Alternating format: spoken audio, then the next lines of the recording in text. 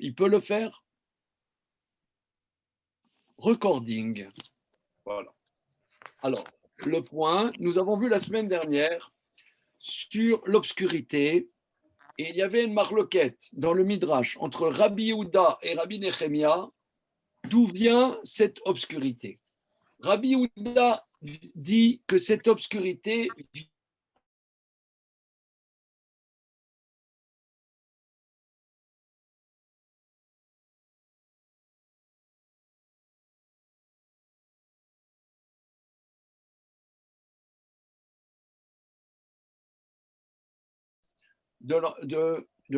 du Guinam. Alors, le Maharal a expliqué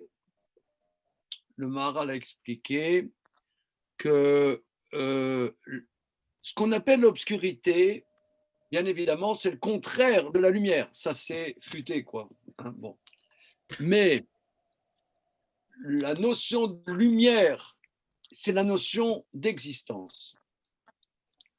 L'obscurité est l'absence d'existence. C'est l'absence, c'est l'inexistence. C'est le thème que le Maharal dit tout le temps, Aéder, c'est le néant. Bien. Alors,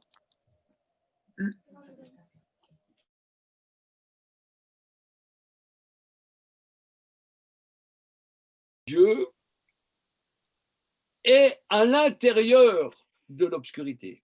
Dieu se trouve à l'intérieur, il est caché à l'intérieur, il se réfugie à l'intérieur de l'obscurité. Ça, c'est le verset que nous avons vu la semaine dernière. Alors, le Maharal explique. Quand tu vois ça, bon, tu restes pantois et puis tu attends que ça se passe. Mais le Maharal explique que tout être créé n'arrive à l'existence qu'à partir du néant. Tandis que Dieu existe par lui-même. Ça, c'est les mots du Maharal. Alors, on a essayé de comprendre, et il est ressorti de notre débat commun que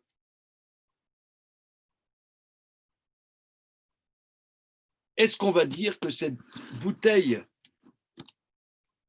d'eau minérale existe? Alors non, elle n'existe pas. Et l'existence est, par le fait que notre existence est remise en question, alors on va essayer de se positionner, est-ce que j'existe? Tandis que Dieu, son existence ne vient pas d'un anéantissement, mais il existe. Donc, en face des soubresauts que Dieu nous provoque, notre existence est remise en question. C'est ça ce qui fait la différence entre Dieu et nous, si on peut dire, et Dieu est réfugié au sein du néant qui est le nôtre en vérité. Alors, il y a un autre néant, c'est le manque que chaque créature, il n'y a que Dieu qui est plein. Mais tout être créé est manquant par le fait qu'à un moment T, il n'existait pas et maintenant il existe.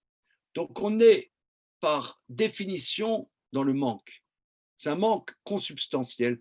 Ce n'est pas un manque par provocation qui vient d'en haut, mais consubstantiel. Et on avait, avec notre travail en commun, ressorti que c'est, comme toujours, d'une actualité bouleversante, en cela que je propose de dire que nous vivons avec deux choses. D'abord, les bouleversements climatiques, et deuxièmement, avec le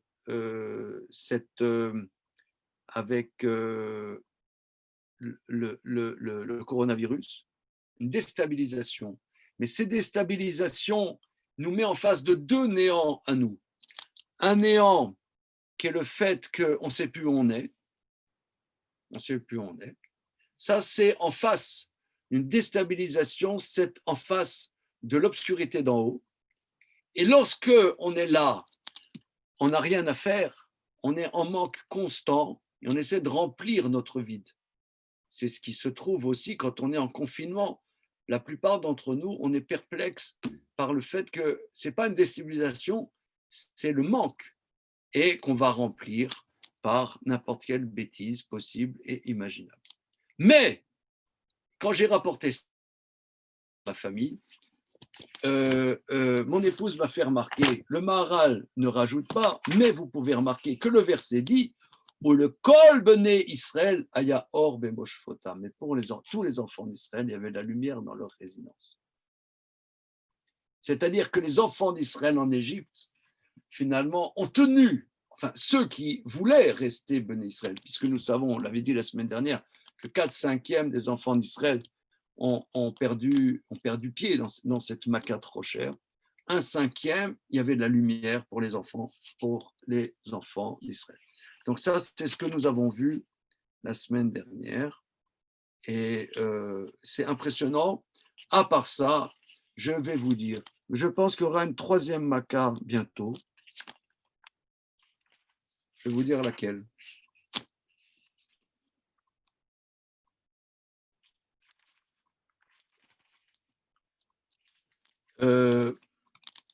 Je sais que j'aime pas trop dire des choses. Moi, je suis d'un naturel positif et j'aime bien les choses joyeuses. Mais là, j'ai lu un article du Monde qui est quand même relativement perturbant. Je vais vous montrer.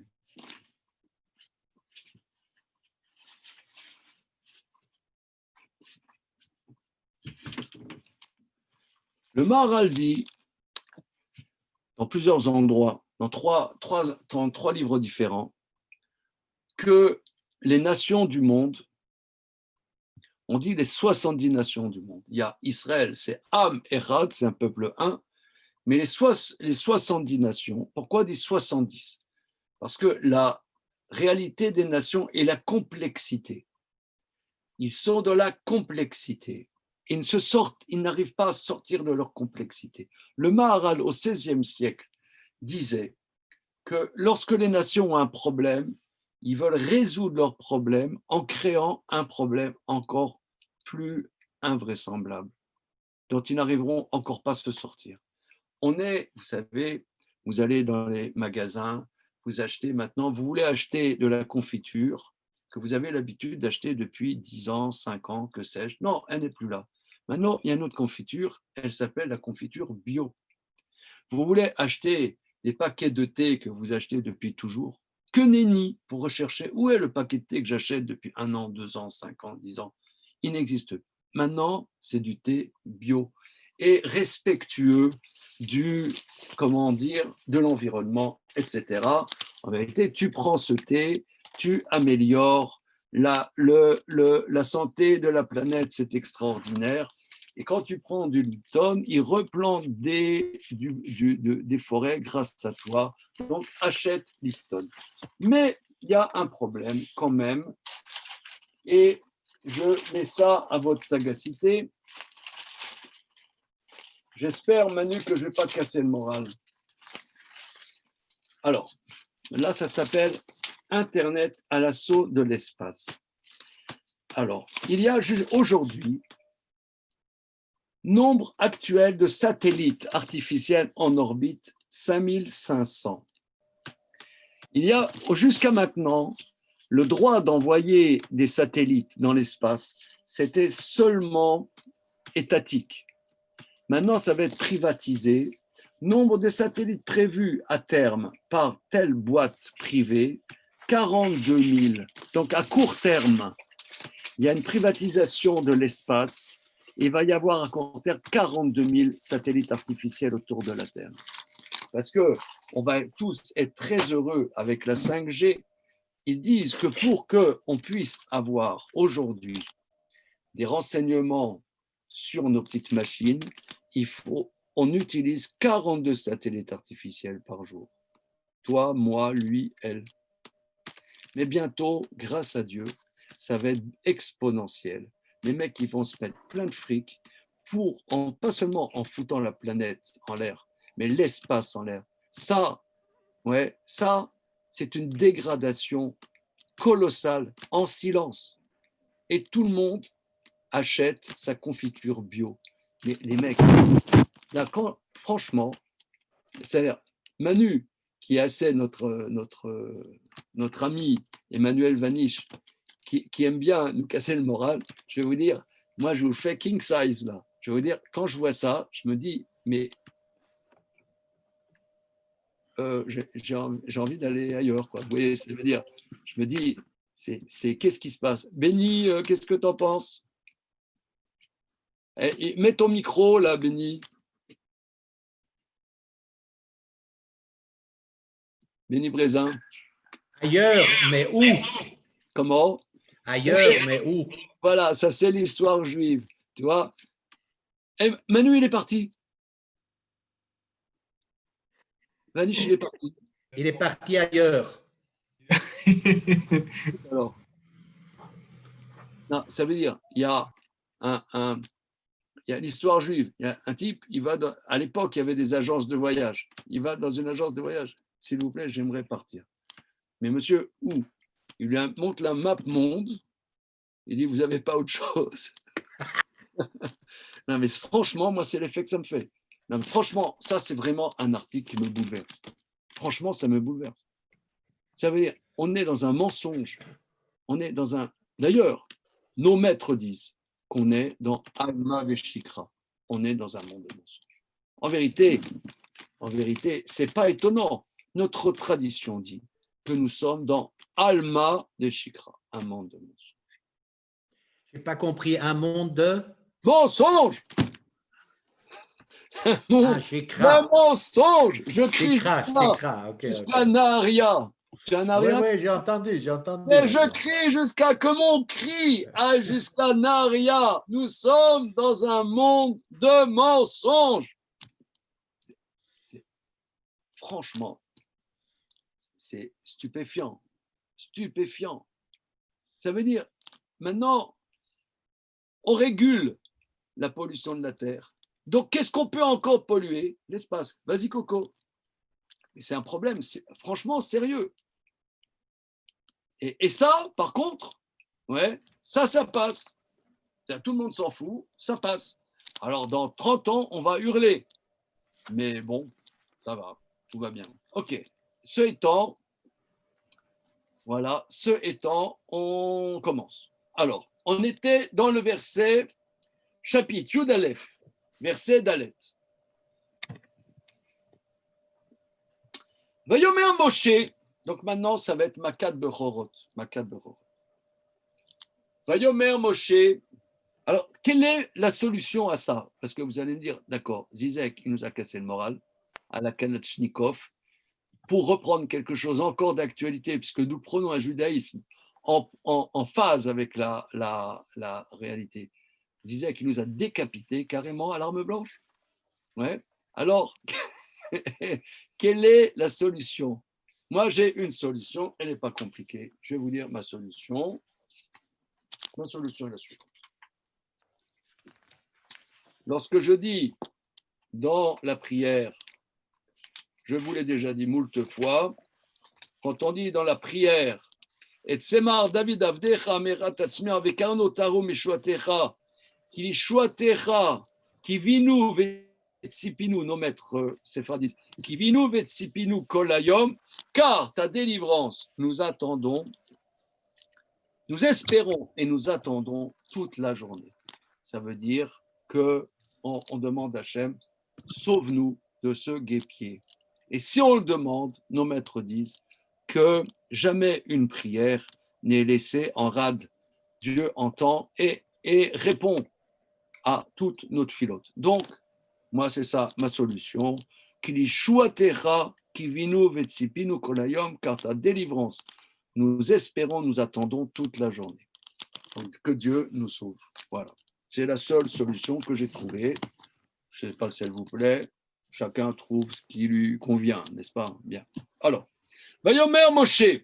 Alors maintenant, Bakad Bechorot. Nous avons étudié ensemble que la quintessence des Makot, c'est Makat Bechot.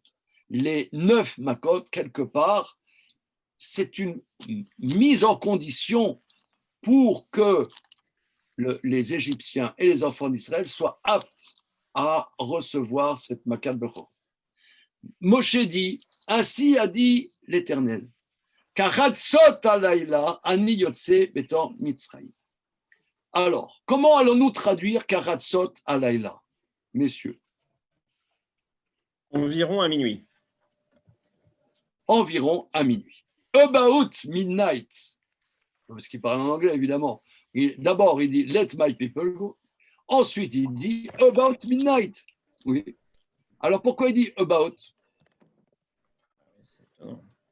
Hein? C'est un peu à la sèche, quoi. Parce que quand tu dis Mincha à 20h, tu te pointes à 20h05. Ils n'ont pas encore commencé les kétorettes parce que l'autre, il n'était pas d'accord. Alors... Voilà. Alors, OK. Alors, voilà. Donc, on n'est pas raciste. Hein.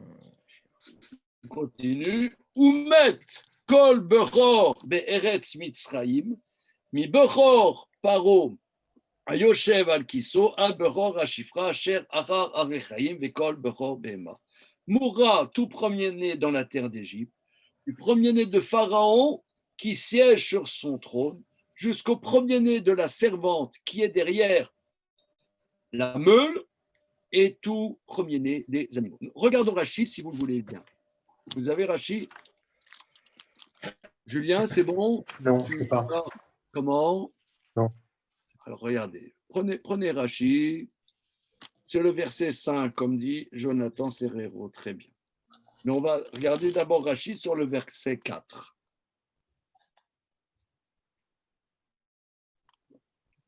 Vayomer Moshe, Ko Amar Hashem.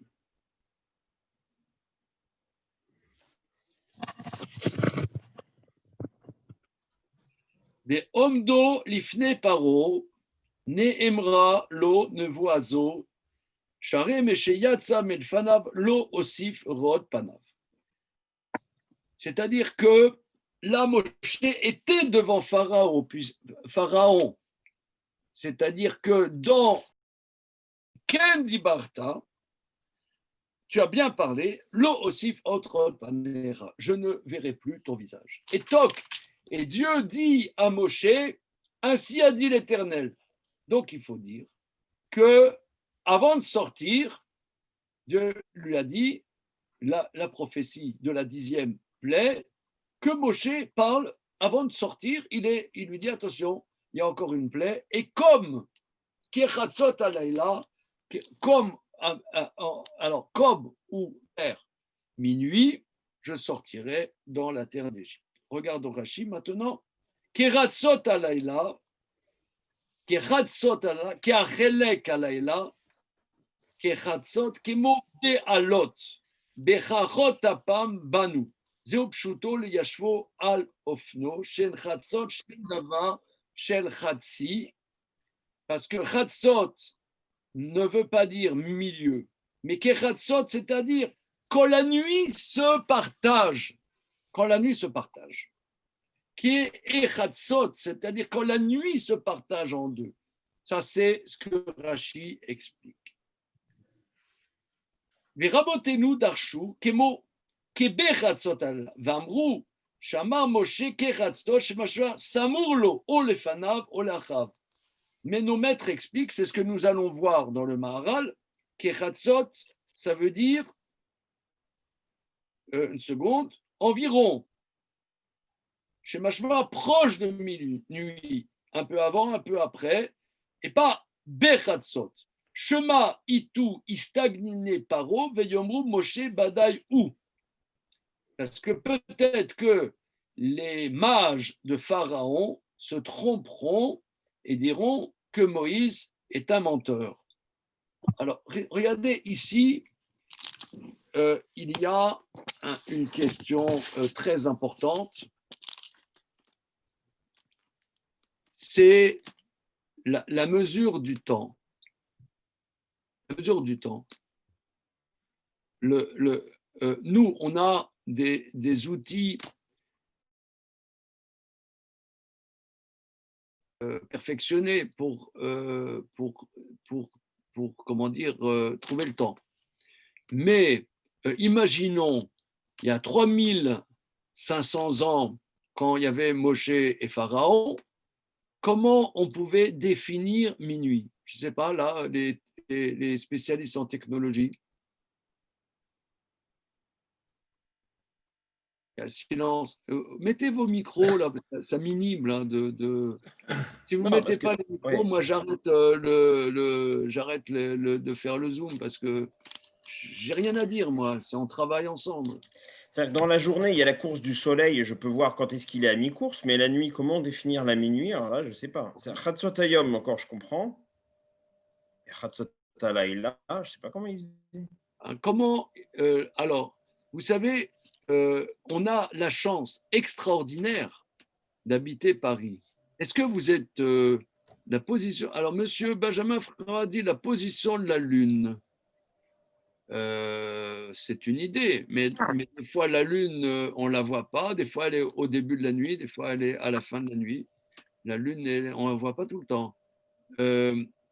Alors, vous savez, je disais qu'on est à Paris, qui est une ville extraordinaire, et il y a un musée. Je vous conseille, si vous avez des enfants, d'aller au musée des arts et métiers. Mais c'est un musée, tu te roules par terre, Blinéder. Vous êtes déjà allé au musée des arts et métiers? Les enfants, oui, ils aiment beaucoup. Ah oui, mais c'est petits et grands. Hein. Moi, je pense c'est plus et grand d'ailleurs, parce que vous avez, ça s'appelle le Conservatoire des arts et métiers. Qu'est-ce que ça veut dire? Il conserve toutes les technologies depuis le début de la technologie jusqu'à aujourd'hui.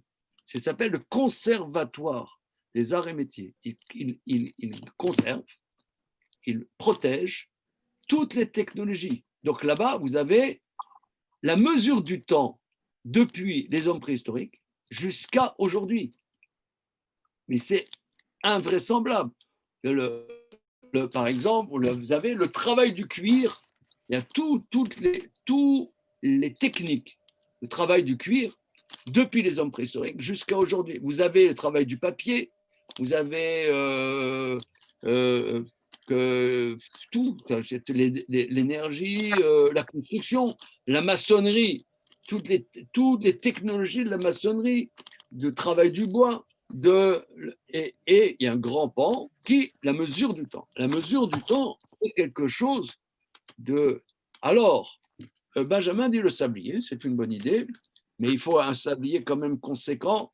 Alors, ok, donc il y a des techniques qui ont été faites, mais maintenant, ça a l'air d'être complexe. Ça a l'air d'être complexe. C'est pour ça que Rachid nous dit environ, parce que l'homme peut se tromper dans la mesure du temps. Tandis que Dieu, non. Ça, c'est ce que dit Rachid. On continue le verset d'après, le verset 5. Donc, il y a une dame qui nous a rejoint, Madame Anne-Claire Gorenstein, c'est ça? Bonjour, madame. Bon.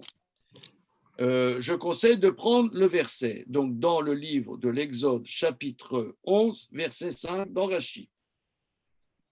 Alors, il dit mourra tout premier-né dans la terre d'Égypte, du premier-né de Pharaon qui est assis sur son trône. On dirait que Pharaon était premier-né et qu'il allait mourir. Alors, je ne sais pas pourquoi il n'est pas mort. Regardons Rachid.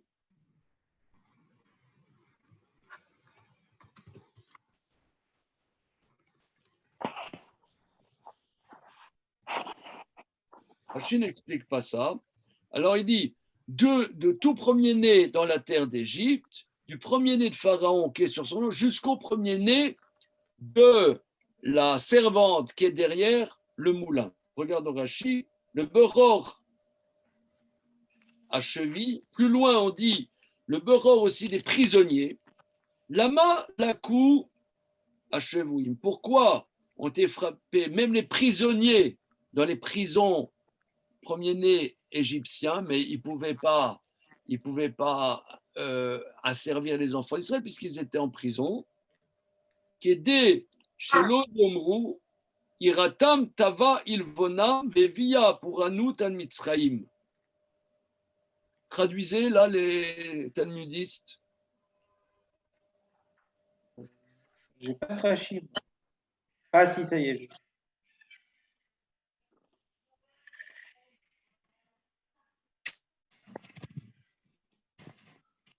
Nous, Antoine, là, Shelo yomeru comment yiratam tava elbonam. Pour qu'ils ne puissent pas dire, je ne regarde pas la traduction, hein, non que leur crainte a honte. J'ai rien compris. Bon, alors, dans la terminologie de nos maîtres, leur crainte est une manière de parler de l'idolâtrie. Ah. Si il y avait des prisonniers égyptiens en tôle qui, les premiers-nés, avaient été rescapés de la plaie des premiers-nés, les gens auraient dit, c'est l'idole de ces prisonniers qui a frappé les Égyptiens, qui est en train de les venger, qui est Tava Ilvonam, qui est en train de réclamer leur préjudice, que eux ils se trouvent en prison. Donc ils ont prié leur Dieu et leur Dieu les a écoutés. C'est pour ça que les Égyptiens libres ont été frappés, les premiers-nés ont été frappés.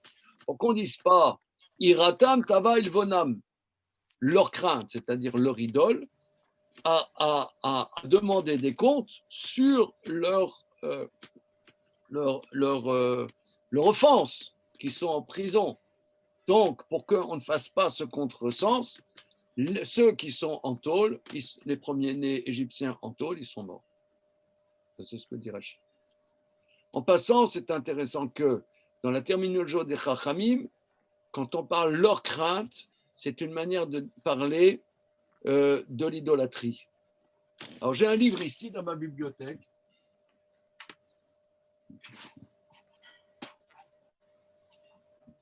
Qui s'appelle le Peri Haaretz.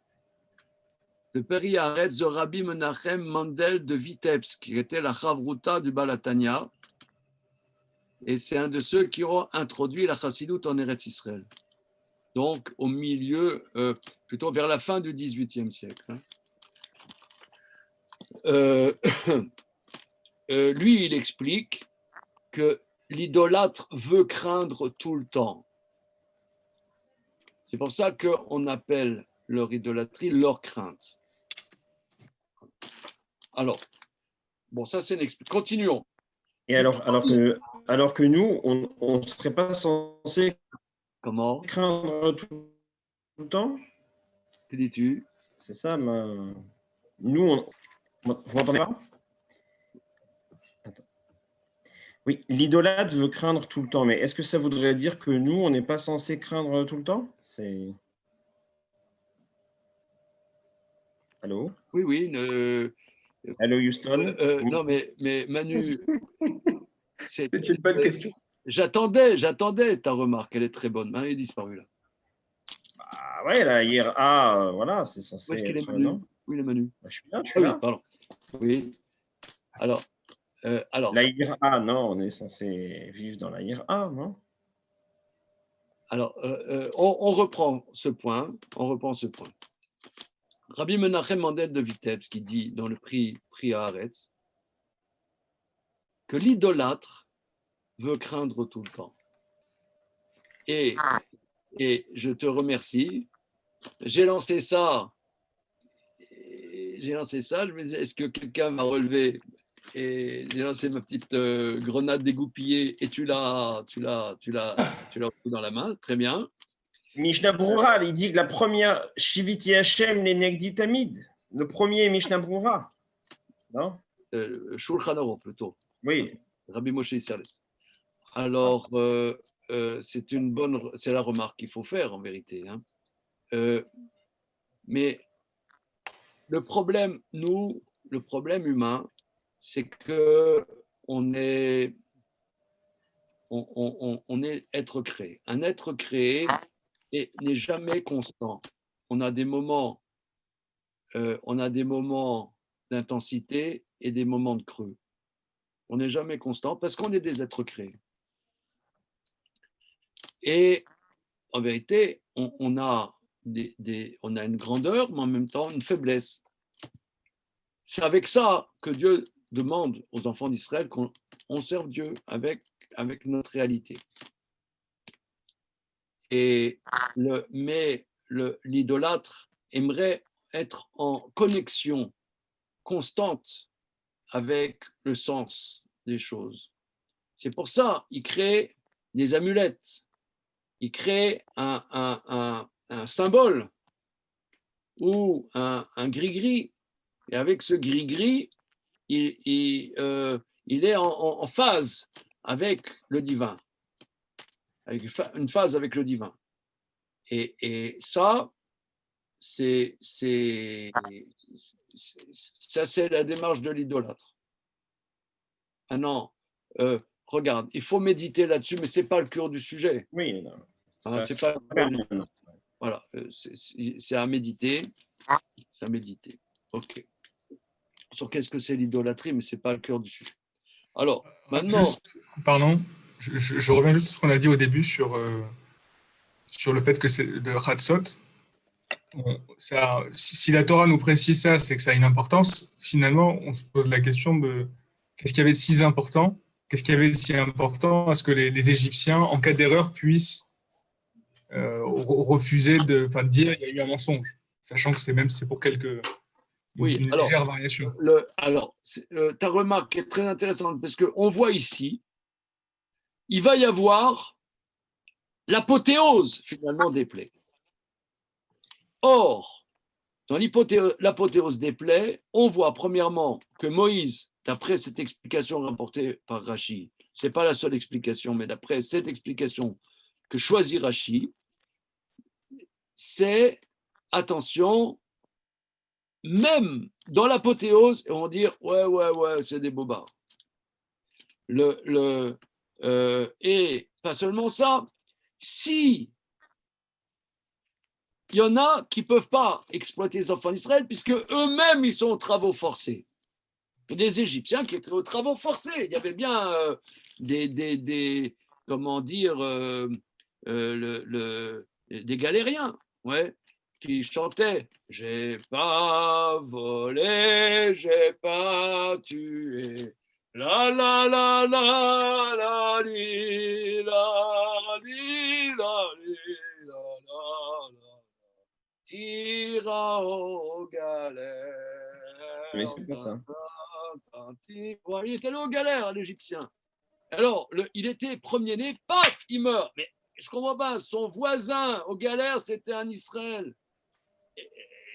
Il ne pouvait pas l'exploiter puisqu'il était lui-même aux galères avec des fers aux pieds et aux mains. Il est mort. Pourquoi? Mais il n'a rien fait. Explication. C'est que s'il ne mourait pas, alors il y aurait des gens qui auraient dit c'est son gris-gris qu'il a embrassé tout le temps. Son gris-gris qui a exaucé que les Égyptiens, ces salauds, sont morts, qu'il avait mis aux galères. Il avait dit châtie mes oppresseurs. Et il a réussi que ce n'était pas le Dieu d'Israël. Donc on voit ici Rashi, l'option de lecture de Rashi, c'est que même l'apothéose du dévoilement de l'unité de Dieu, on va dire non, c'est rien, c'est du mensonge, c'est rien. Il a dit à minuit, c'est minuit moins une. T'as vu? Il a dit minuit moins une, enfin, Moshe. L'Égypte est à plat. Ils sont tous morts, les premiers-nés. Ils vont dire, Moïse, mais minuit moins une. Et c'est un menteur. C'est extraordinaire cette histoire. Ça veut dire que il va y avoir le dévoilement. Voilà. Moi, j'affirme dans ma petitesse ridicule qu'on vit des plaies de Dieu.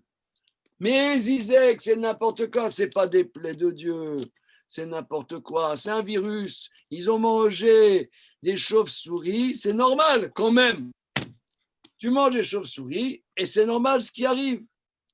Que dans le 19e, tu as tant de cas de machin, de virus. C'est absolument normal. C'est pas une plaie. Bon, là, on n'a pas des prophètes. On n'a pas des prophètes. On a des gens qui fabulent, comme moi, comme d'autres. On peut raconter ce qu'on veut. D'accord? Mais là, tu as le prophète. Tu as Moïse. Il arrive. Moïse est en train de te dire, il a mis à plat l'Égypte. Ravager l'Égypte et ravager. Avec les miracles que nous avons vus semaine après semaine, maintenant ça va être l'apothéose. Eh bien, les gens ils vont dire non, c'est rien du tout. C'est extraordinaire ça.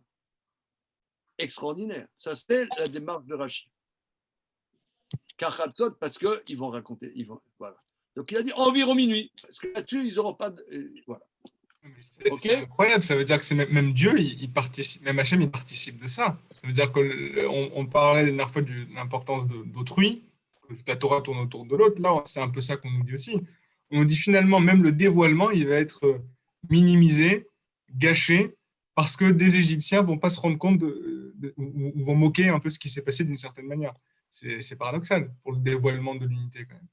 Non, voilà. Donc, je reprends ce que dit Antoine. Ça veut dire, lorsque Moïse dit Karatsot alayla, est-ce que c'est Dieu qui dit Karatsot? Ou Dieu lui a dit Bechatsot? Et c'est Moïse qui a adapté. La Gemara parle de ça. Hein. La Gemara va soulever ça. Alors, continuons Rachi. Juste, pardon, parce que ça me fait penser aussi, désolé, mais en réfléchissant, d'un coup, je me dis, est-ce que tout ça, c'est pas une manière d'aider quelque part les Égyptiens à faire teshuva? Il y en a certains qui vont mourir, et d'autres, c'est leur dernière chance de pouvoir le faire. Ça veut dire, comme on a dit, on va aller jusqu'à même les premiers-nés des prisonniers pour pas qu'on puisse dire leur gré-gré ou leur divinité, etc. Bon, ceux qui meurent, eux, ils participent de cette manière-là, et les autres, est-ce que c'est encore s'ils ont ce poids-là? Oui, alors on revient à des débats que nous avons vus les mois précédents, que quand Hachem dit « je vais durcir le cœur de Pharaon », on a vu que c'est à partir de la 6e plaie. Pas les 5 premières plaies, mais les 6e plaies. Il y a plusieurs démarches à ça. La démarche du Maharal que nous avons vue. La démarche de Rachi est que les Égyptiens ne veulent pas reconnaître la vérité. Donc ça ne sert à rien de leur donner la liberté puisque de toute façon, ils ne veulent pas. Ça, c'est la démarche de Rachi.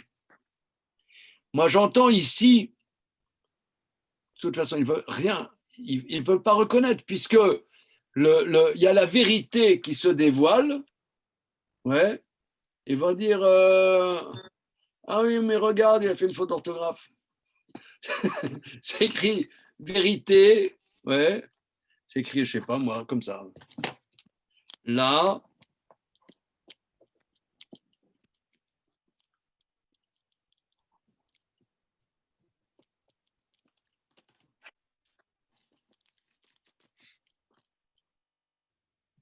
La vérité se dévoile. C'est-à-dire que dans les polycopies de Kodesh des enfants, c'est souvent comme ça. Hein. Pas non plus. La vérité se dévoile. Ça veut dire, il a fait une faute. Pas faire un mauvais langue, hein, mais... Non, ça veut dire, essaie de comprendre. Non, ils ne veulent pas comprendre. Ils ne veulent pas comprendre. Mais un moment, oui, la vérité se dévoile par rapport à des interlocuteurs qui ne veulent pas comprendre. Mais à un moment, oui, la vérité se dévoile, indépendamment de, on dirait. Là, c'est notre débat. Hein. Continuons Rashi. Mibror Paro ad Beror Hashifra, du premier-né de Pharaon jusqu'au premier-né de la servante.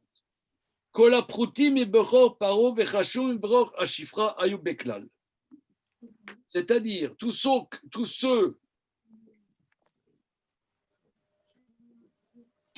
c'est-à-dire, c'est la limite supérieure et la limite inférieure. Tous ceux qui sont moins que le beror de Pharaon et tous ceux qui sont plus importants que le beror de la servante. Pourquoi sont frappés les fils de la servante? La servante, elle aussi, elle était asservie, la servante égyptienne. Chez Afem Ayum Mishtabim Baem ou Smechim Betzaratam. Parce que les esclaves des Égyptiens asservissaient les enfants d'Israël et étaient joyeux des malheurs des enfants d'Israël. Là, il y a quelque chose de prophétique. C'est que des fois, les gens qui sont que les gens, disons, qui ont du pouvoir profitent de leur pouvoir et, comment dire, oppressent une certaine population. On a vu souvent que les gens qui sont oppressés, mais qui ne sont pas aussi oppressés que cette population, ça leur fait du bien qu'il y ait d'autres qui comment dire, qui prennent les coups. Ça leur fait du bien, ils sont contents. Ils étaient contents de l'oppression particulière des enfants d'Israël. Ça invalide. Ouais, comment? Ça invalide l'idée de la lutte des classes. La solidarité de classe. Oui, ça invalide absolument l'idée de solidarité de classe. Ça a été. Il y avait le grand rêve de tonton Marx. Voilà. Et ça s'est avéré pas comme ça qu'au contraire, tu oppresses dans une classe opprimée, tu oppresses plus une partie, l'autre, elle va t'aider à l'oppresser quand eux-mêmes, ce sont des esclaves. Et ça a été l'illusion de beaucoup de juifs. Oui, c'est vrai. Ouais. Soupir dans la salle, ça s'appelle. Dans les réactions, vous avez remarqué, il faut écrire à Zoom, parce que dans Zoom, ils mettent que 2 styles de réaction, soit un pouce, soit un clap. Il faudrait mettre un soupir, peut-être. Bon, ok.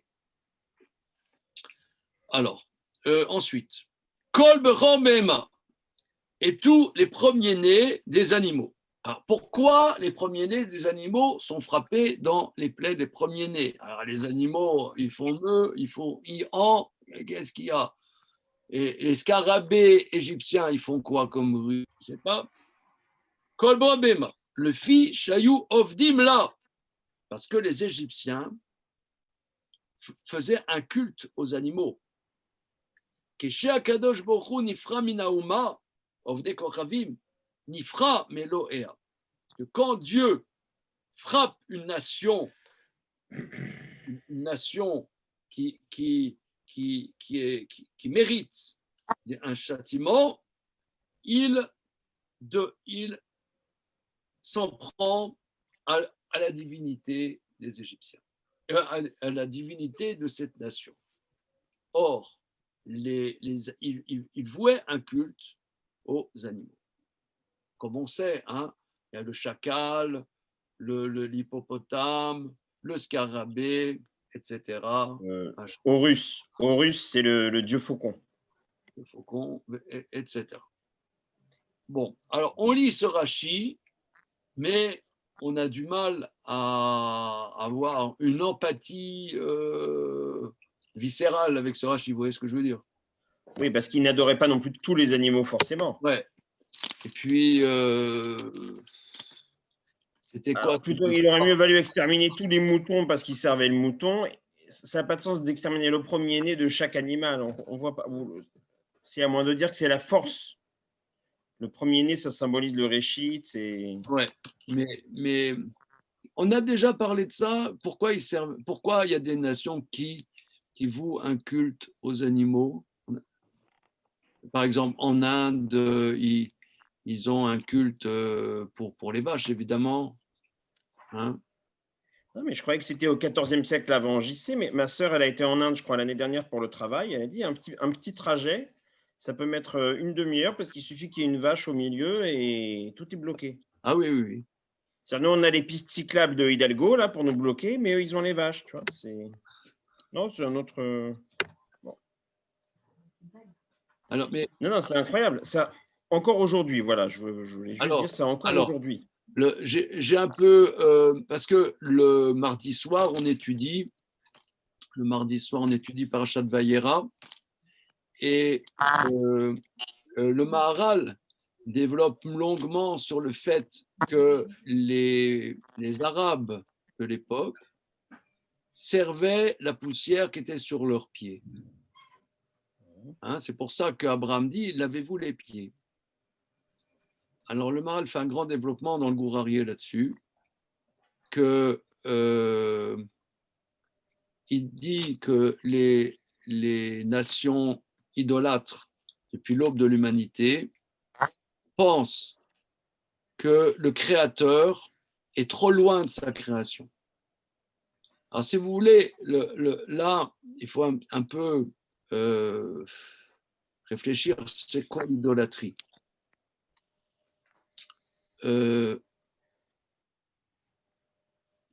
L'humain a besoin de sens.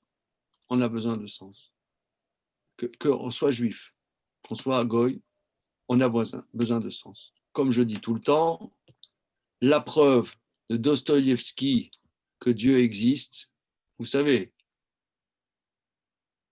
Julien, quelle est la preuve en un mot?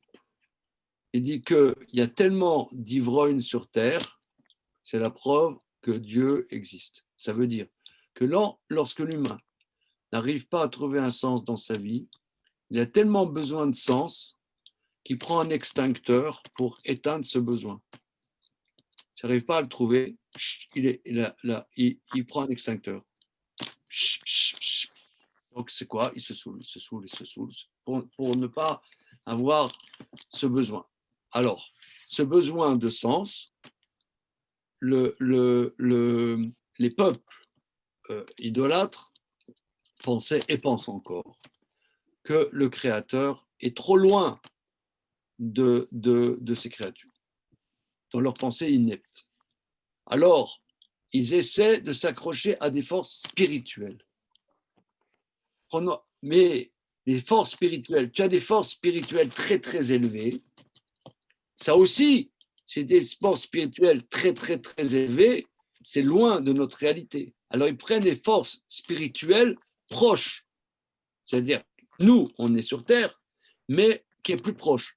Alors, ils vont servir ce qu'ils comprennent comme une force spirituelle. Alors, la vache en Inde, si j'ai compris, la vache en Inde représente la fertilité, la bénédiction. C'est la bracha. Si on te dit, par exemple, voilà, tu achètes, ça c'est de l'eau qui a été bénie par Rav Zizek, tu l'achètes 50 000 €, tu fais un don à la yeshiva des étudiants, cette bouteille t'apporte la bénédiction.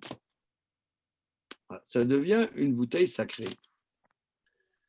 Et par contre, le serfa, je précise. Le serfa.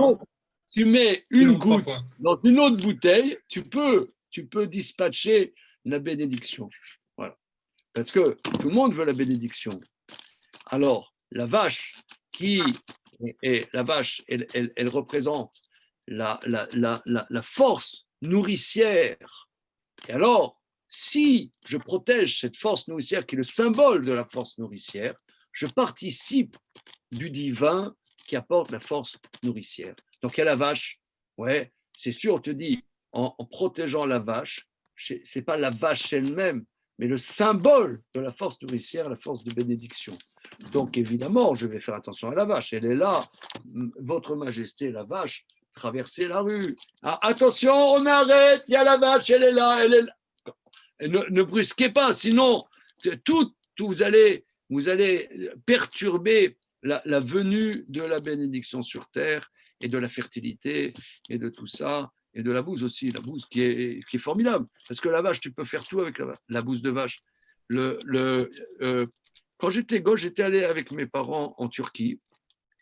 Et à l'époque, ça fait 50 ans, à l'époque, en Turquie, en Anatolie, les murs des maisons étaient en bouse de vache. Tu faisais dodo dans des maisons en bouse de vache. Donc la vache, c'est vraiment la belle, elle donne tout. Le lait, elle donne c'est formidable. C'est vraiment la bénédiction. Donc, les animaux représentent des forces, l'intelligence, je ne sais pas, ça va être peut-être le chacal ou machin. Donc, ça représente des forces spirituelles à laquelle on se connecte. Donc, les animaux étaient divinisés parce que l'humain a besoin d'être branché à des forces spirituelles. Et ces forces spirituelles, c'est ce qu'on dit dans le Hallel, elles sont aveugles, elles ne voient pas. C'est des inventions de l'homme. Bien que ces forces spirituelles existent, mais elles, ces forces spirituelles, ne sont que des forces, comment dire, c'est un flux, mais ce n'est pas le créateur. Il n'y a que le créateur avec qui lui, se rend compte de nos besoins, de nos sentiments, de qu'est-ce qui se passe dans notre existence. Ça, c'est ce qu'on dit dans le Hallel. Et ceux qui servent ces forces-là deviennent inhumains. Parce qu'attention, il ne faut surtout pas toucher. À la limite, ils préfèrent que leurs enfants meurent plutôt qu'on touche à la vache. Ah ben oui, il ne faut pas toucher l'absolu. Voilà. Donc là, les Égyptiens, c'était cette civilisation-là qui est fondée sur le... Mais aujourd'hui, il faudrait réfléchir, est-ce que de nos jours, il y a quelque chose comme ça? On va voir. On continue.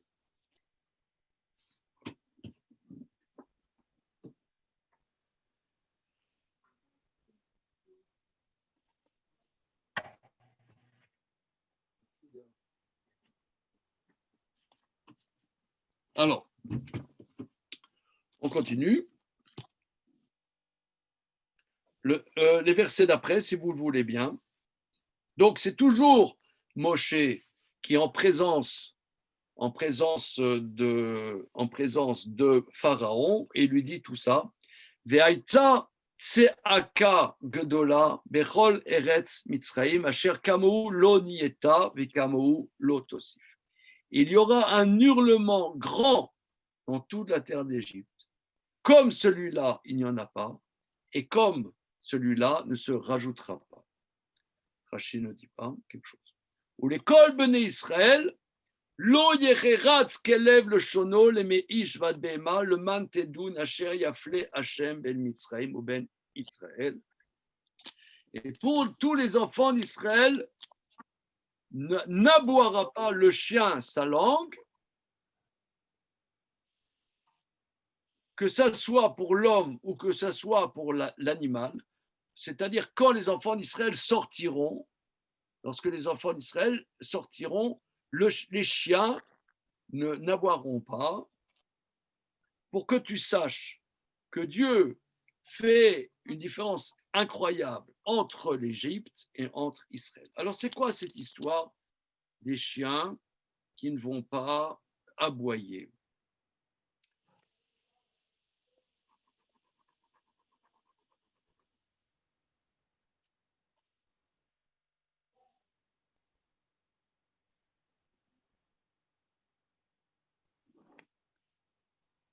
Bon, Rachid n'explique pas le pourquoi du comment. Hein.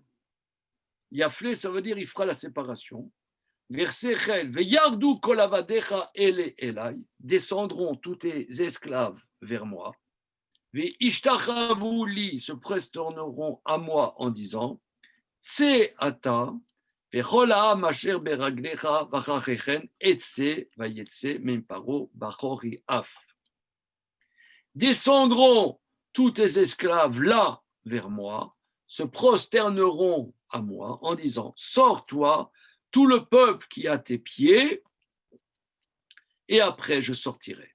Et il est sorti de Pharaon, Bachori Af, dans la colère. Qui est sorti en colère? Qui est en colère? Moshe. Regarde Rachid. Comment? C'est Moshe. C'est Moshe. Pourquoi il est en colère? On a vu juste avant qu'il lui a dit tu me verras plus. Moshe lui a dit ok, je te verrai plus. Et pourquoi il est en colère? C'est ce que dit Rachi, hein. Ce que tu dis, Jonathan, c'est ce que dit Rachi. Mais pourquoi il est en colère de ça? Et Choyav, Hachamarlo a Tosef le Repana sur le fait qu'il a dit tu me reverras plus.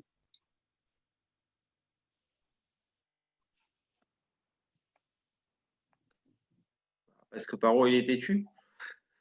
Comment? Logiquement, c'est parce que Paro, il est entêté. Il arrive au dernier point. Il n'a pas réussi à trouver une possibilité de faire sans la perte des En même temps, Hachem lui avait annoncé depuis le début, en fait, c'est étonnant. Il connaît la fin, mais il est quand même en colère. Enfin, il sait que c'est normal, mais il est en colère. Alors, Il reste humain, quoi. alors prenons la démarche du Maharal. Le Maharal dit pourquoi Dieu durcit son cœur. Nous avons vu, ce n'est pas pour lui enlever sa liberté, mais pour compenser son libre arbitre. C'est-à-dire que ça lui demande un effort, puisque lorsque tu vois tellement la force de Dieu, tout de suite tu dis pousse. Alors pour qu'il ne dise pas tout de suite pousse, Dieu lui met un handicap, on pourrait dire. Mais il ne lui enlève pas la liberté. Ça, c'est la démarche du Maharal. Hein. Donc d'après cette démarche du Maharal, on peut imaginer que Moshe, ce que vous dites, c'est que Moshe attendait quelque part que au Pharaon, il dise OK, quoi. Et même, il peut espérer, puisque ça va être quand même un massacre, toute cette histoire. Donc, Moshe, peut-être, d'après ce que vous dites, et je l'entends très bien, que Moshe espérait que Pharaon, finalement, librement dise « Allez, stop ». Et là, c'est terrible, c'est terrible, c'est terrible ce qui se passe. C'est terrible. Ça pouvait être évité. Et non.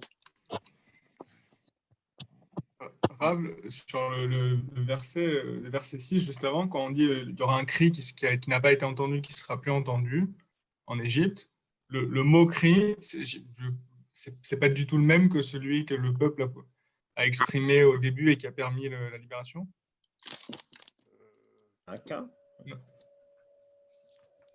Comment? C'était Zaka. C'était Zaka, ok. Une seconde, on regarde. Je me posais juste la question. C'est Zaka.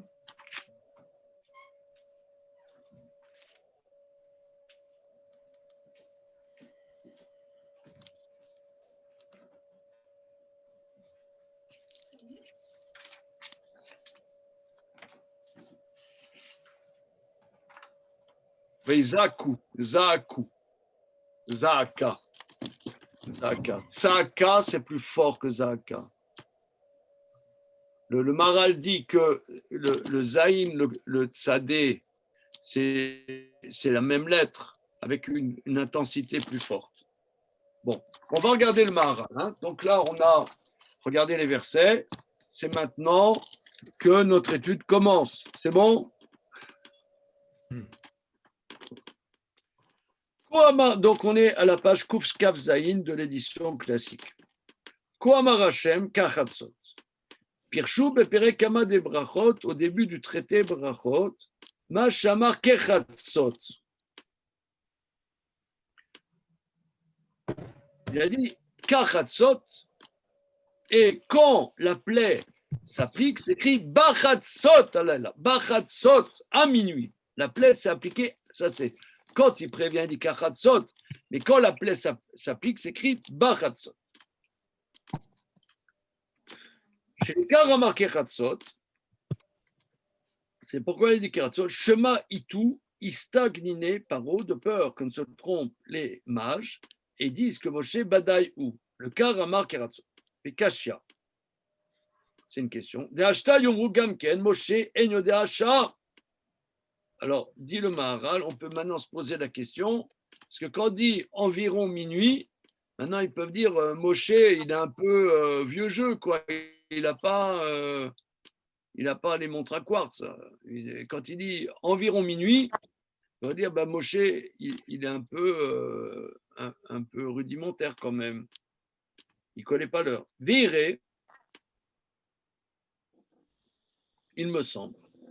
Shen Rabotenu Zichronam Lebracha Mefarshim Kachatzot Kemo Bechatzia Laila Shu Shem Davar Demashma Samur Lechatzia Laila Olacha Chatzi Shezeno Devatai Pirush Kachatzot Kemo Kealot Pirusho Besha Sheze Shalaila Nichlak Zeu Besha Tachiluk Atzmo.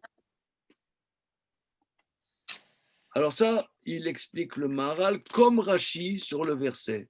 Car chatzot alayla, chatzot, ce n'est pas un substantif, c'est un verbe. Car chatzot alayla, c'est quand la nuit se partage. Oh, comme on dit en français, le partage de minuit. Qu'est-ce que ça veut dire le partage de minuit? On dit le bain de minuit. Le bain de minuit. Le bain de minuit, c'est à Natania seulement. Le bain de minuit. Ah, tu nous as rafraîchi. Là. Non, Kachatzot alayla, ça veut dire, il dit quand la nuit se partage. Je crois qu'il y a une expression en français, le partage de minuit. Je me demande même si ce n'est pas une pièce de Paul Claudel. Bon. Qu'est-ce que ça fait comme différence de dire c'est minuit ou c'est quand la nuit se partage? J'ai vraiment pas compris. Si tu dis Kachatzot, c'est environ, mais c'est Kachatzot, c'est au moment précis de Chatzot. Oui, Kachatzot, c'est quand la nuit se partage, c'est au contraire, c'est d'une précision absolue. Alors, les Eno Pirouche Kechatzot Kealot. Excuse-moi, comment d'une précision absolue, puisque c'est un moment qu'on ne parvient pas à fixer? La nuit a des longueurs différentes, minuit, la moitié de la nuit. Comment? Le partage de midi, nous dit Antoine, je me suis trompé. C'est pas le... Comment? Alors, midi, on peut fixer parce que le soleil. À midi, on peut le fixer absolument, le soleil est au sud. Ok, d'accord. Oui, non, mais là, Dieu sait partager. Alors, c'est partage de midi. C'est ce que dit Rashi. Et là, je dis Mikol Yefresh Gadol, qui kechatzot ou pa'al kemo gadol. Kechatzot, c'est un verbe. V'yefshar shetiye pula rag bezman. Zeu kechatzot ala kasher mitchalek alayla davar ze bezman. Me'achar shu bezman imken lo shaya baze taout. Shaf im hayu sfurim astagnin shamaka ayta kemo chatzi sha lifnei chatzot ou lachar chatzot. כיוון שלשון כרצון נאמר על זמן מה, אפשר שהזמן ההוא שעה או יותר בכדי טעות ההסתגננות, כי אין שיעור מוגבל לו. רק שלשון כחצות הוא על זמן מה, שהלילה מתחלק בו. Oui, lui, il explique en vérité. Quand il dit kechatzot, c'est pas dans le sens environ, c'est pas about, mais c'est quand la nuit se partage. Donc, c'est un temps.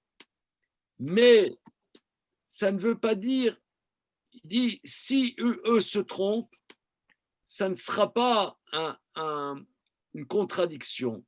Velo yomru me'ata Moshe badayu shalashon mashma pa'al vekol pa'al bizman.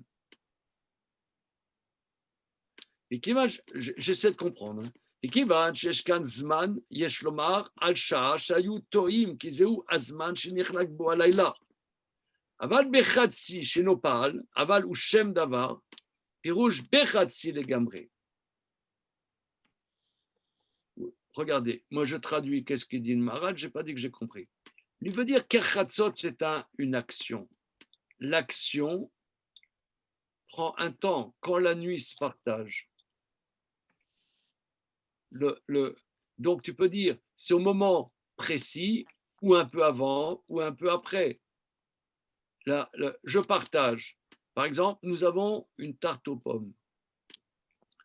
Au moment du partage de la tarte aux pommes, donc je commence à la partager, ça prend un temps pour partager. Et dit, c'est une durée. Quand la nuit se partage, ce n'est pas un moment idoine. Si, ça commence à un moment idoine, mais il y a une durée. Tandis que si tu dis à minuit, c'est à minuit et à minuit. Donc en vérité, la réponse du Maharal, c'est que Moshe a dit quelque chose de précis, mais qui ne peut pas être contredit par l'erreur des mages. Que c'est une action. Or, l'action prend un temps. Voilà. C'est ce que dit le Maharal. En vérité, c'est ce que dit Rashi. S'il avait dit à minuit, c'est à minuit. Par contre, quand Dieu frappera les Égyptiens, c'est écrit à minuit. Parce que là, Dieu, il fait le temps. Ok. J'ai quand même l'impression que Rashi, c'est pas tout à fait ça ce qu'il dit. Parce que le Maharal, il essaye de faire entrer ça même dans le Shon de la Gemara. Alors que Rashi, il a l'air de dire qu'il y a la Gemara et il y a le Pshat du Pasuk. Ils ne sont pas d'accord.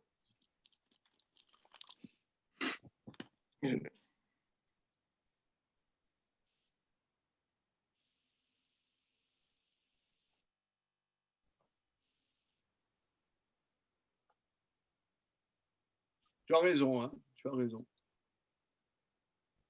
Tu as raison, mais on dirait que le Maharal, lui, essaie de faire la synthèse des deux, mais dans Rashi, c'est deux choses différentes. Tu as raison. Alors, continuons.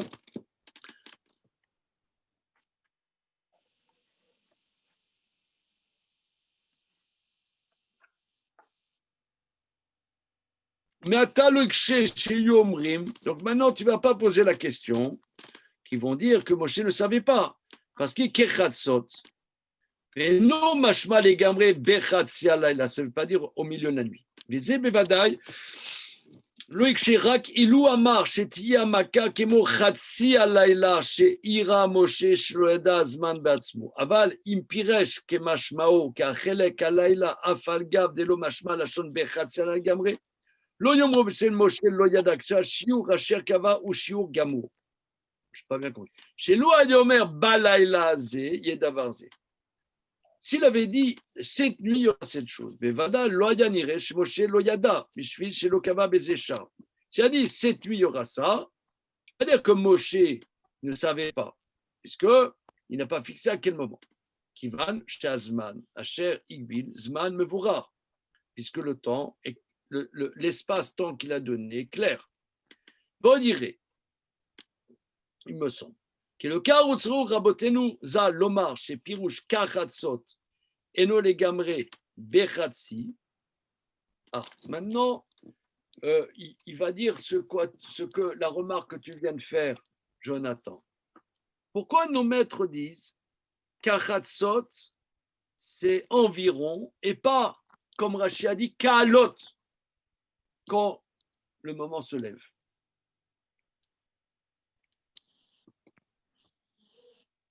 On dirait que le cas où Rabotenu Lomar, chez Pirouche Keratso, et non les gamré Bechatsi, et non bien sûr Keratso Kemoka, l'Otacha, chez le Kalo les gamré. Vachinami, Yesh le Faré, Kachelek Alaïla, vous m'accordez, mais Binyanakal, Menachel Lamed, le mot Bechanot Alvim. Nous, les grammairiens, là, il fait de la grammaire, le juif. Voilà, il nous fait du marocain. Allez, vas-y, allez-y. Bah non, mais je comprends rien, moi, j'ai pas le niveau. C'est Serrero le meilleur. Hein. Karel Karek Alaïla, ou Makor, mais Binyan. C'est l'actif, mais Naché Lamed.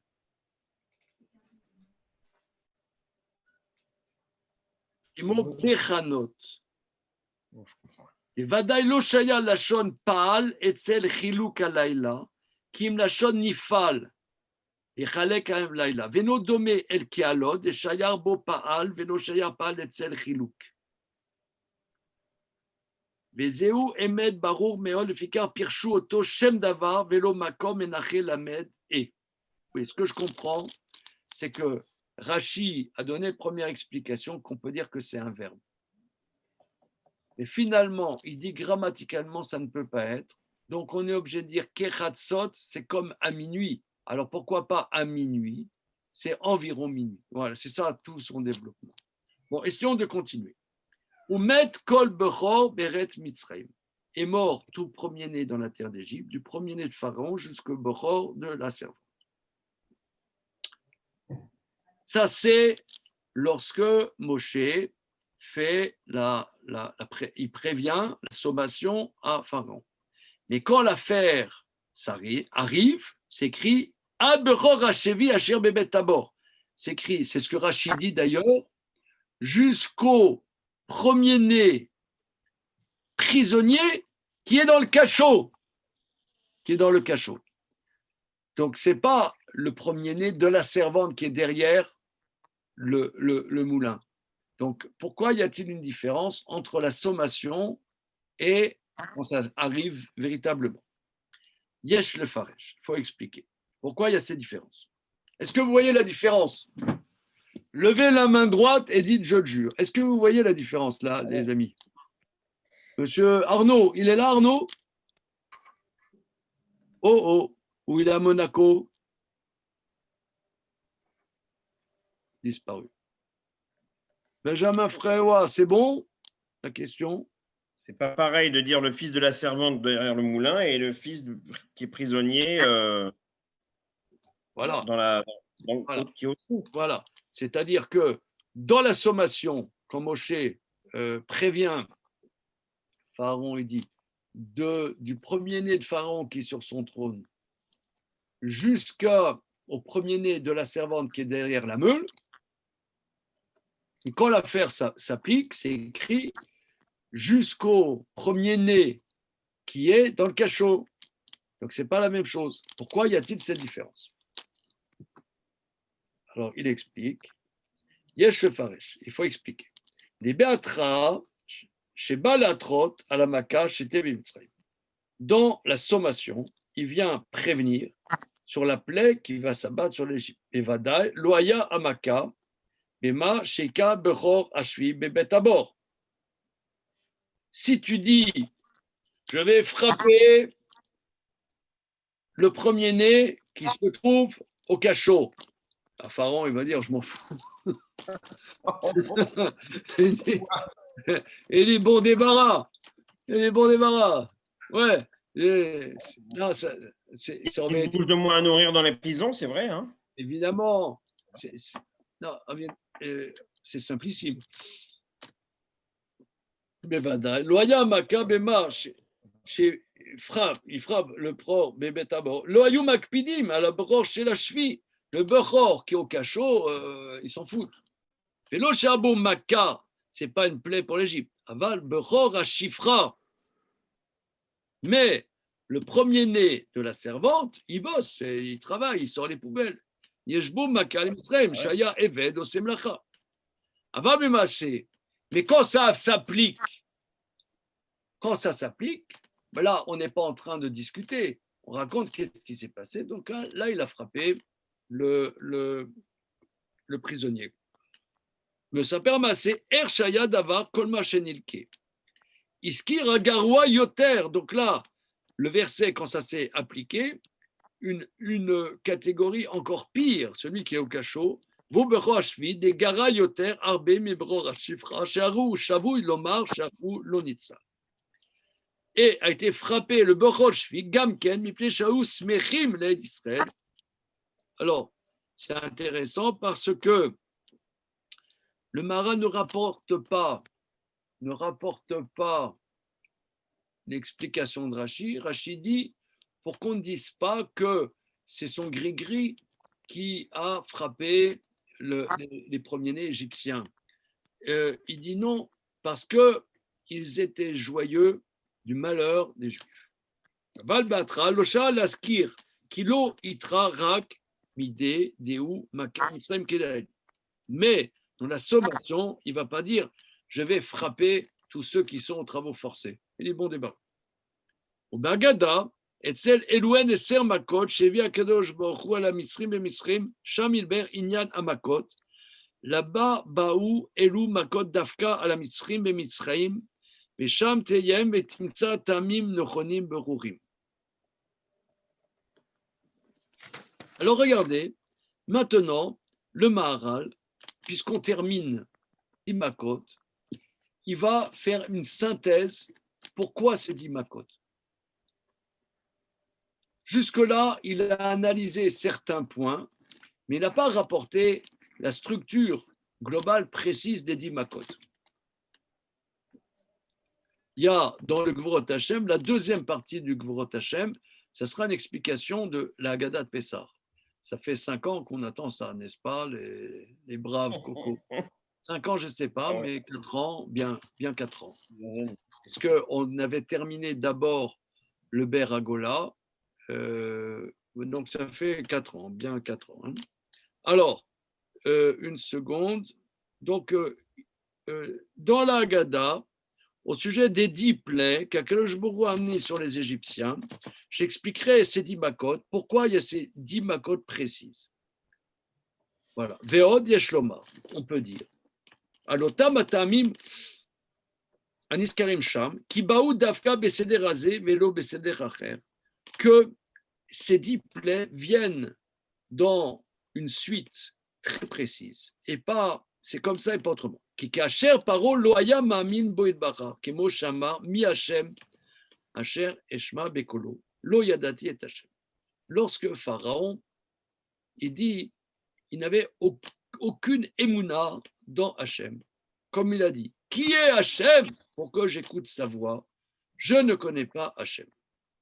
Kol hamakot baou alav, toutes les plaies sont venues, qu'aider l'odia shemo les Mitzraïm, pour faire connaître le nom de Dieu aux Égyptiens. Qu'est-il, comme on voit tout le temps, Yedou Mitzraïm kani Hashem, ils sauront les Égyptiens que je suis Dieu.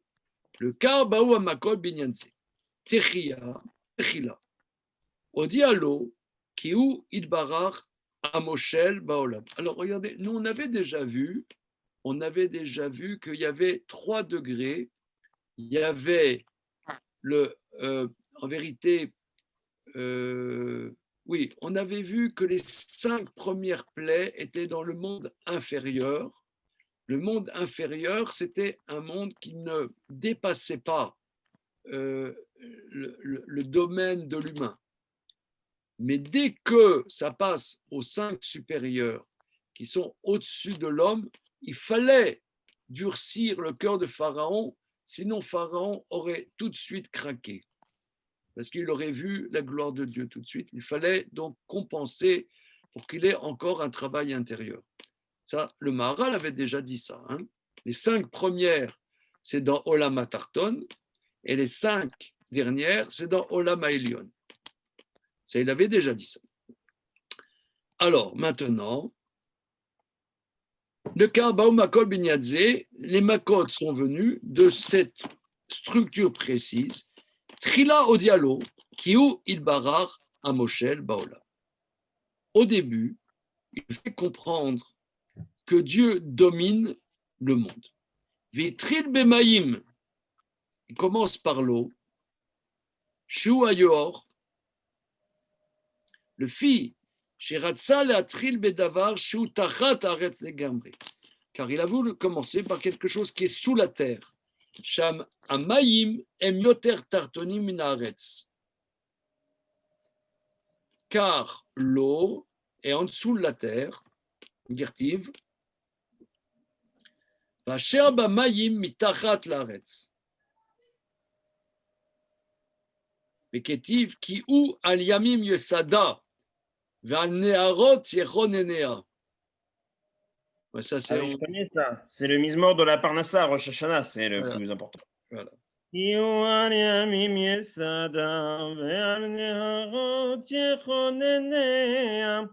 Je peux vous faire les enchères aussi, hein, si vous voulez. Alors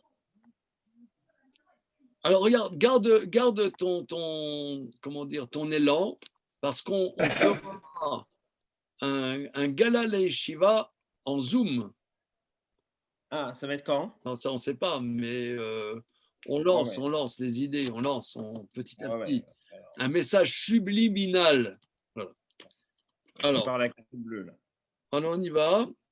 Donc, tout ça pour dire que la terre et le fondement de la terre, c'est l'eau.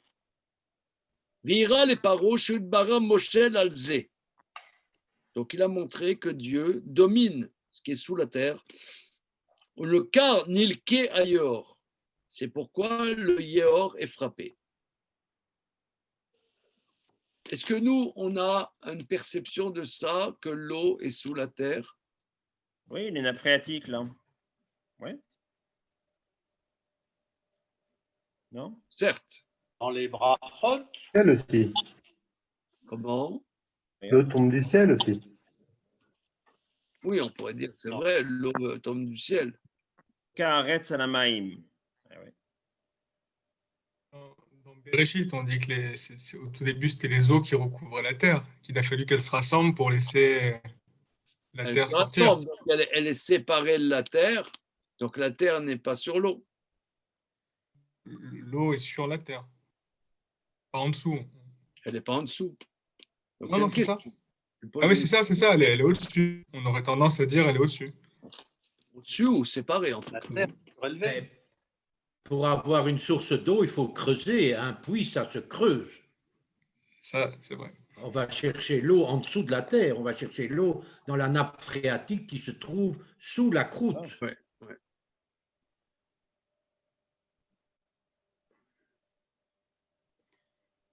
Je D'accord. pense qu'il y a une différence entre cette eau-là et l'eau des mers qui recouvrait les terres autrefois.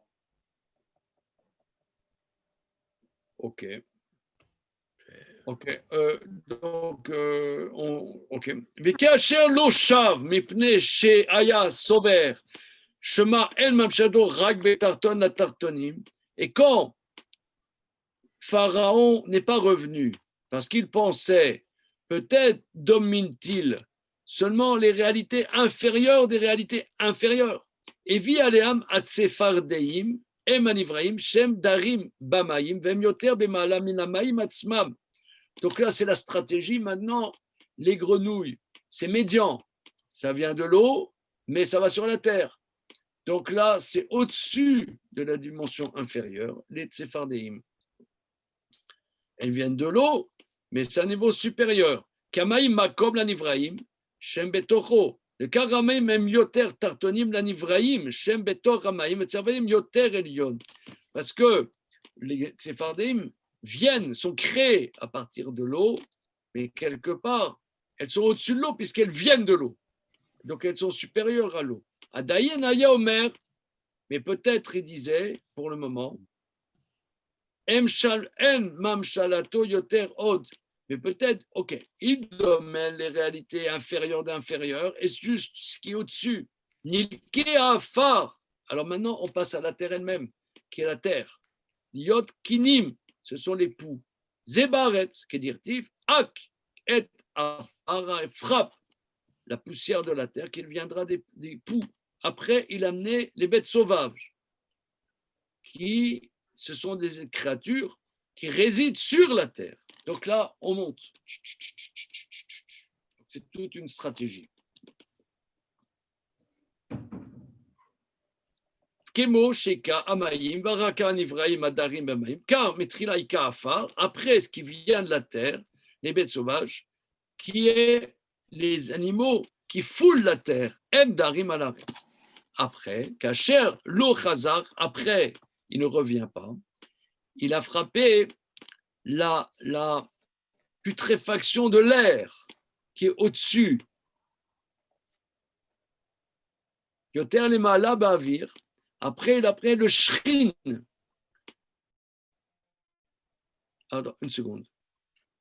Après, il y a kinim, arov. Après arov, Des vers, des vers. la peste. Alors, la peste, c'est les virus dans l'air. Voilà. Oh là là là là. Putain, on va étudier un peu la Torah pour se changer les idées, là. Ah, c'est ce qu'il dit. Après, c'est la putréfaction de l'air. Ensuite, tu as le shrin qui vient d'en haut. Le shrin, alors, il dit, alors parce que d'après, là c'est bon, tu as la terre, tu as les animaux qui foulent la terre, ensuite tu as le déver. Le déver, c'est l'air, c'est le qui se transmet par l'air. Et ensuite, tu as le shrin. Le shrin, c'est les pustules. Alors là, on est un peu étonné. Hein, d'après sa théorie, on est un peu étonné. Il dit, pourquoi? Le shrin, c'est comme en arabe, shrana, c'est le chaud.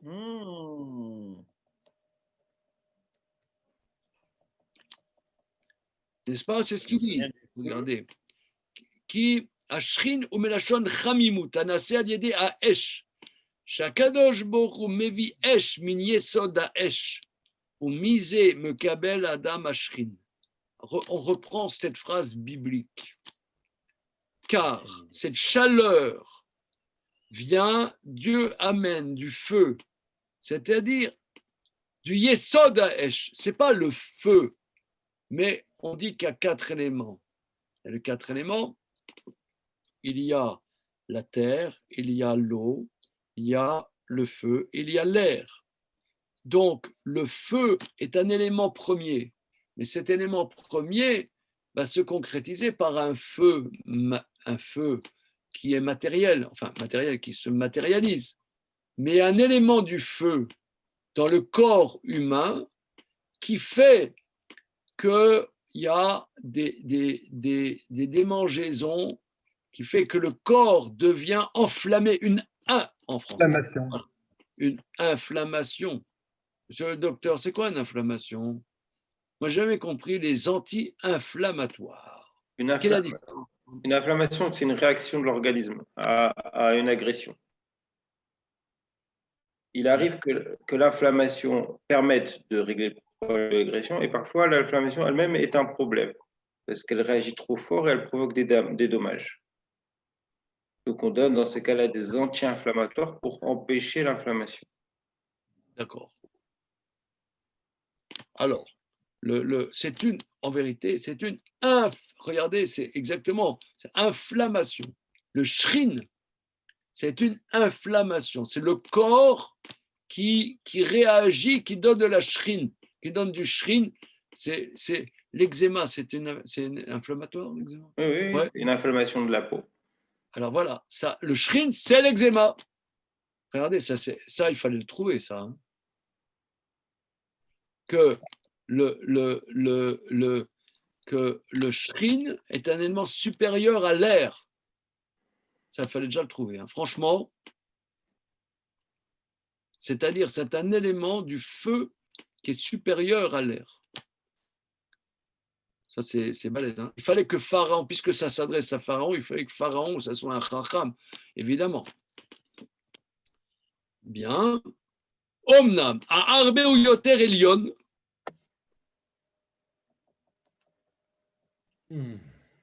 Ah, maintenant, après, tu as les sauterelles. Alors, les sauterelles, en quoi ça c'est supérieur? Alors, il y a Barad, excusez-moi. Barad ou Od Yoter Bemaala, donc la grêle, le fichu binashamaim aviri. Donc ça vient de l'air, mais de ce qui est supérieur dans l'air. Omnama arbe ou yoter elion. Maintenant, après, d'après sa théorie, les sauterelles, c'est supérieur. Alors là, on est quand même perplexe. Le fi, charbe ou off, car la sauterelle, c'est un volatile. Ou yofef apene arakia shamaim ou arakia aviri kasher yadoua.